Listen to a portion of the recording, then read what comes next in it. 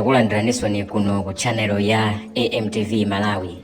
Chonde tapangani subscribe kuti tizikupasirani nkhani zimene zinachitika monga zapadzana. Izi ni nkhani zapadzana zimene zinachitika monga mmene mukudziwira nkhani ya mafuta kuno ku Malawi. Mafuta makamaka agalimoto amenewa sikuti ndikoyamba kusowa mu zipani kapena kuti mulamuliro wa zipani.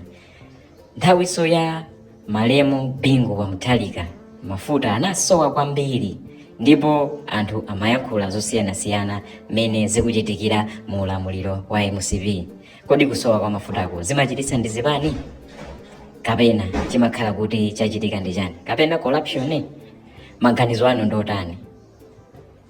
Tayikani maganizo anu timve. Koma tisanapitirize zonse tapangani subscribe kuti mumve zimene anayankhula Bingu wa Mutharika pamene mafuta anasowa kwambiri mene achitira mu ulamuliro wa MCP panopa. Koma izi Malemu Bingu wa Mutharika anayankhula pa Dzana pakanthawi, ndipo tamverani speech imene anayankhula ndipo muyikepo mlomo. Ena akuti koma amene likugwa mukugwa ndinuyo.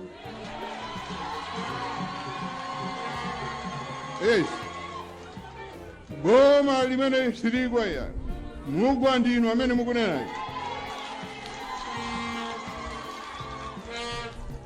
Choncho musamanene zopanda phindu. Koma khandi notsutsa boma munganene kuti ndithu misewu simuyiona, zipatala simukuona, masukulu simukuona, ndikuona kuti nothing. Umadziwa nothing? Munatani amene njiro yacho topita kuti basi mwangokhaso pana kungosaona chitukuko chikuchitika mudziko muno, ndipo chichitika ndithu mafuta abwera. Ndikufuna ndikuwuzeni nkhani ya mafuta, chifukwa ena mmanena kuti mafuta awa ndi Bingu wapangisa.